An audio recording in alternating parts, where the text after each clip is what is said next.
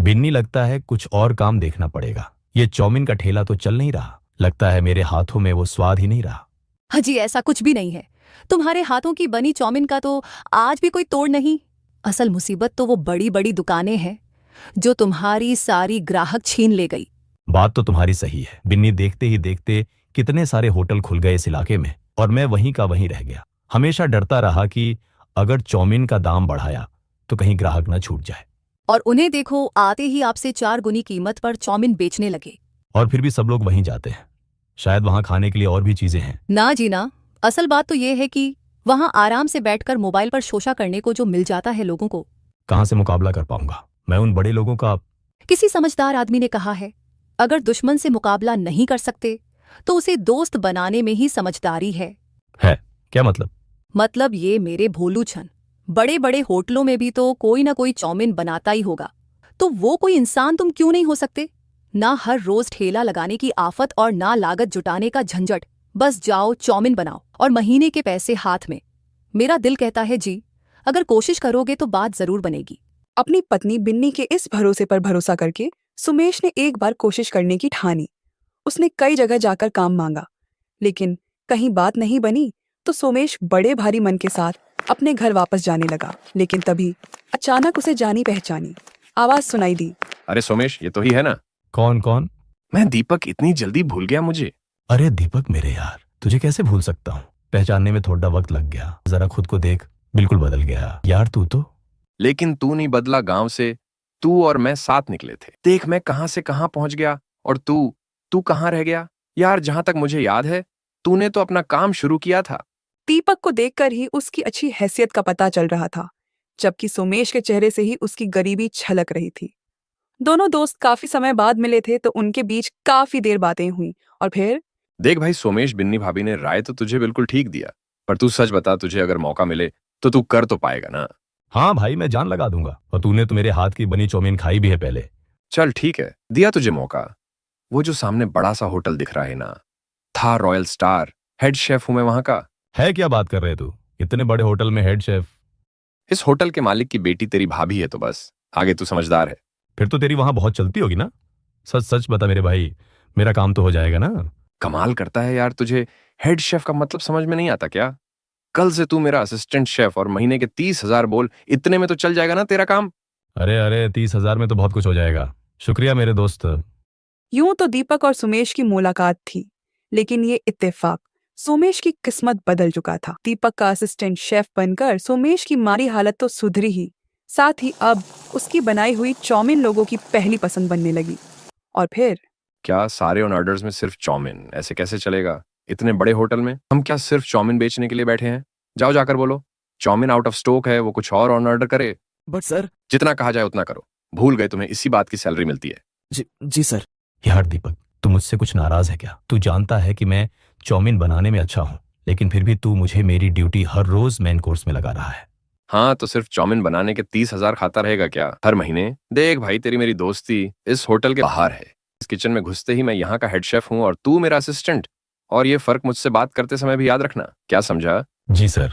सुमित समझ गया था कि दीपक बदल गया है, लेकिन उसने दीपक से आगे कोई बहस नहीं की और चुपचाप दीपक की बताई हुई ड्यूटी हर रोज पूरी ईमानदारी से निभाने लगा। लेकिन दीपक की इस हरकत का खामियाजा भुगतना पड़ा होटल को। दीपक, मैं क्या सुन रहा हूँ? तुमने हमारे मेन्यू से हमारी बेस्ट सेलिंग डिश ही हटा दी। जी, वो मैंने इसलिए किया ताकि हमारी बाकी डिश कस्टमर टेस्ट कर सके और उनकी सेल भी बढ़े।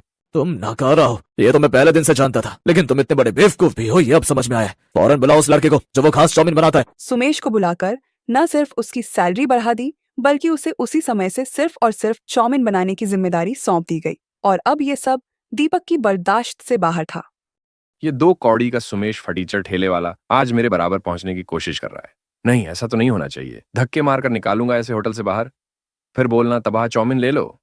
दीपक जानता था कि कस्टमर्स के साथ साथ होटल के स्टाफ और यहाँ तक कि होटल के मालिक की नजर में भी सोमेश की एक खास पहचान बन चुकी थी, तो उसे नौकरी से सीधे सीधे तो नहीं निकाला जा सकता था। तो उसने अपने दिमाग के घोड़े दौड़ाए और फिर कुछ दिन बाद अब ये क्या ड्रामा है? बुफे में क्यों देंगे हम अपनी बेस्ट सेलिंग डिश? एक दिन के लिए पापा जी हमारे होटल की और हमारे कस्टमर्स के लिए ये खास गिफ्ट होगा, और इस बात की पब्लिसिटी बहुत पहले कर देंगे ताकि उस दिन ज्यादा से ज्यादा लोग आकर हमारी चाउमीन को टेस्ट करें और आगे के लिए फिर हमारा कोई कंपटीशन ही ना बचे। पहली बार कुछ सही आइडिया लेकर आयो। ठीक है, बोल तो सुमेश को कि वो सारी तैयारी कर ले। उसकी बनाई चाउमीन हमारे बुफे की मेन डिश होगी। ठेले वाले, इस होटल में ये तेरी आखिरी चाउमीन होगी। ये है ना तेरे खास मसाले, जिसके दम पर तो इतना इतराता फिरता। अब यही मसाले तुझे यहाँ से बाहर निकालेंगे। दीपक ने अपने हाथों से सुमेश की बनाए मसाले में ढेर सारा नमक और मिर्च पाउडर मिला दिया और फिर बुफे लगने के बाद ओह माय गॉड, ये है आपकी बेस्ट सेलिंग डिश। ये तो सॉरी मैडम, लगता है हमारे शेफ से बहुत बड़ी गलती हो गई। इसमें मिर्च और नमक बहुत ज्यादा है ना। Somesh come here. जी सर। ये क्या बनाया तुमने? जल गया इनका मुंह तुम्हार बकवास चाउमीन खाकर। तुम आज के दिन ऐसी गलती कैसे कर सकते हो? इससे पहले कभी किसी ढंग की किचन में काम किया होता तब तो कुछ सीख पाते। रोड किनारे ठेले लगाते थे ना चाउमीन का, 10 रुपए में पेट भर खाओ। तुम कभी इस होटल में काम करने के लायक ही नहीं थे। किसी अच्छे शेफ की रेसिपी चुराकर कुछ दिन तो नाम कमा लिया तुमने। अब तुम्हारी असलियत आ गई, सबके सामने है। गार्ड धक्के मारकर बाहर निकालो। इसे आज का पूरा इवेंट ही खराब कर दिया। रुकिए, ये आप क्या कर रहे हैं? पहले मेरी पूरी बात तो सुन लीजिए। मैं बोल रही थी कि चाउमीन ऑसम है। सच में इससे टेस्टी चाउमीन मैंने आज तक नहीं खाई। क्या वो बरखुदार चौंक गए ना? तुम्हें क्या लगा मेरे दामाद बन गए तो यहाँ जो चाहे करोगे? किचन में तुमसे छिपा कर एक सीसीटीवी कैमरा मैंने इंस्टॉल करवाया, और फिर आगे क्या हुआ होगा इतना तो तुम समझ गए होंगे। पापा जी, सॉरी पापा जी, मुझसे बहुत बड़ी गलती हो गई। मैं आगे से तुम और कुछ गलत नहीं कर पाओगे। मैं अभी के अभी तुम्हें फायर करता हूँ। और रही बात सुमेश तुम्हारी, तो तुम आज से इस होटल के नए हेड शेफ होगे। आज से तुम्हारी सिग्नेचर डिश इस होटल की पहचान होगी। सुमेश को उसकी मेहनत और दीपक को उसकी करनी का फल मिल चुका था। सुमेश के ठेले की चाउमीन के चर्चे अब दूर दूर तक थे और उसका रुतबा भी बढ़ गया था। इतना टाइम नहीं हमारे पास रहने दो, हम कहीं और से खा लेंगे। हम तो तुम्हारा नाम सुनकर आए थे कि तुम्हारे ठेले की तवा चाउमीन बहुत बढ़िया बनती है। चलो भाई चलो, यहाँ रुकना बेकार है, यहाँ तो सामान ही नहीं है। चाउमीन क्या खाएंगे हैं? ग्राहक वहां से खाली ही लौट गए। सुरेश के मालिक ने सारा गुस्सा सुरेश पर निकाल दिया और गुस्से में सुरेश को चांटा लगा दिया। तेरी वजह से आज मेरे ग्राहक खाली लौट गए। मालिक, आप मेरे ऊपर हाथ मत उठाओ, वरना क्या करेगा तू? क्या करेगा तू बता? गरीब भिखारी, मेरे टुकड़ों पर पलने वाला मेरे को आंखें दिखा रहा है। अरे तू नौकर है, मेरा नौकर। मैं चाहे तुझे मारूं या फिर तेरे साथ कुछ भी करूं, तुझे सब कुछ सहन करना पड़ेगा। मालिक, मुझे आपके पास नौकरी नहीं करनी, आप मेरा हिसाब कर दो। मैं नौकरी छोड़ रहा हूँ। क्या कहा नौकरी छोड़ रहा है? अब इतनी जल्दी मैं दूसरा नौकर कहाँ से लाऊंगा? 1 रुपया भी नहीं मिलेगा। काम करना है तो कर, वरना बिना पगार लिए ही यहाँ से निकल जा। मालिक, आपने पिछले 2 महीने से मेरे पैसे नहीं दिए हैं, ये तो गलत बात है। नौकरी के पैसे दे दो ना। तेरे पास क्या सबूत है? मैंने तुझे 2 महीने के पैसे नहीं दी। जा, मैं तुझे पैसे नहीं दूंगा। सुरेश बिना पगार लिए ही घर लौट आता है। तुम्हारे पैसे मार लिए, तुम्हारे ऊपर हाथ भी उठा दिया। अरे वो कैसा इंसान है? चलो तुम और मैं अभी चलते हैं। कैसे नहीं देगा वो पैसे? अरे पार्वती, वो इंसान ठीक नहीं है, उसके मुंह नहीं लगा तो सही रहेगा। छोड़ो, जाने दो। पर ये तो बहुत नुकसान हो गया। तुम्हारे हाथ में कोई काम भी नहीं है, घर का गुजारा कैसे होगा? पार्वती, मेरे हाथों में हुनर है, जिसकी वजह से मैं अपना खुद का काम शुरू कर सकता हूँ। बस मुझे थोड़े पैसों की जरूरत होगी और मैं थोड़े पैसे कमाकर फिर से यह काम शुरू कर दूंगा। सुरेश ने मजदूरी करनी शुरू कर दिया ताकि वो पैसे कमाकर तवा चाउमीन का ठेला लगा सके। पर एक दिन अरे पार्वती भाभी, अरे जल्दी चलो। अरे सुरेश भैया बिल्डिंग की सीढ़ियों से गिर गए हैं, उन्हें बहुत चोट आई है। क्या चोट आ गई? कहाँ है भैया? बिल्डिंग के मालिक ने पड़ोस के अस्पताल में भेजा है। सुरेश भैया के सिर पर गहरी चोट आई है। पार्वती दौड़ती हुई अस्पताल जाती है। सुरेश इस दुर्घटना में अपनी आंखों की रोशनी खो देता है। एक के बाद एक परेशानियां सुरेश के परिवार को घेर लेती हैं। सोच रहा था थोड़े पैसे कमाकर तबाह चाउमीन का ठेला लगा लूंगा, पर यह मुसीबत आ गई। अब तो मैं देख भी नहीं सकता। पार्वती, मैंने ऐसा कभी नहीं सोचा था।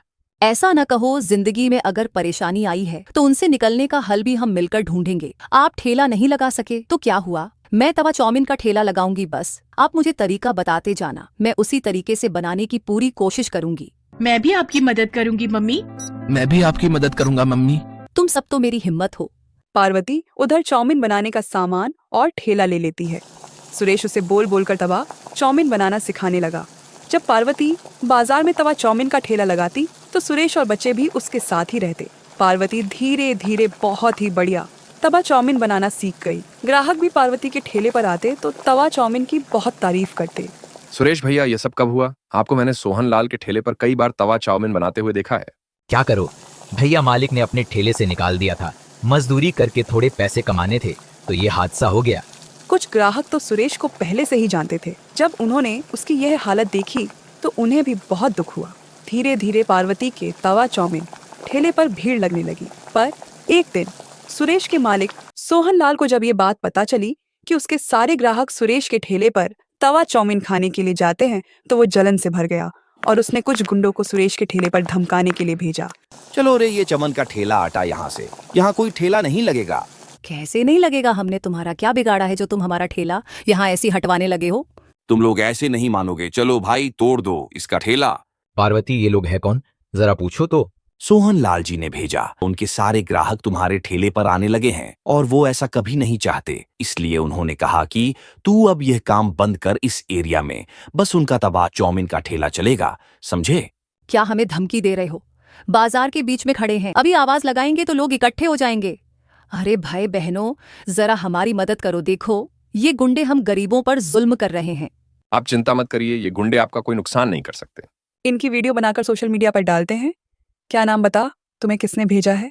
गुंडे थोड़ा घबरा जाते हैं। उनके आसपास लोगों की भीड़ जुटने लगती है, जिनमें से कुछ मीडिया के लोग भी थे और कुछ जर्नलिस्ट, कुछ यूट्यूबर।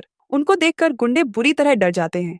इतनी देर में सोहन लाल भी आ जाता है। अब तो भीड़ सोहन लाल के पीछे पड़ जाती है। इस बेईमान ने मेरे पति के 2 महीने के पैसे मार लिए और इन्हें नौकरी से निकाल दिया। आज मेरे पति की हालत इसी की वजह से है। सीधी तरह से इन गरीबों के पैसे लौटा दो, वरना तुम्हारा ये हाल होगा कि तुम सोच भी नहीं सकते। मैं एक न्यूज रिपोर्टर हूँ। भले ही आज मैं ड्यूटी पर नहीं हूँ, पर अपना फर्ज भरी भांति जानती हूँ। नहीं नहीं, मैं पैसे देता हूँ। सोहनलाल डर जाता है और वो पार्वती के हाथ में सुरेश के पैसे और बाकी सबके कहने पर उसका जो भी नुकसान हुआ उसमें पैसे बढ़ाकर देता है और उस दिन के बाद उन्हें तंग न करने का वादा करता है। काफी लोग सुरेश और पार्वती की मदद के लिए आते हैं और फिर सुरेश का इलाज भी कराने के लिए बहुत से लोगों ने मदद की, जिससे सुरेश की आंखों का ऑपरेशन हो गया और उसकी आंखों की रोशनी फिर से लौट आई और सुरेश और पार्वती दोनों मिलकर अपने तवा चाउमीन के ठेले पर मेहनत करने लगे।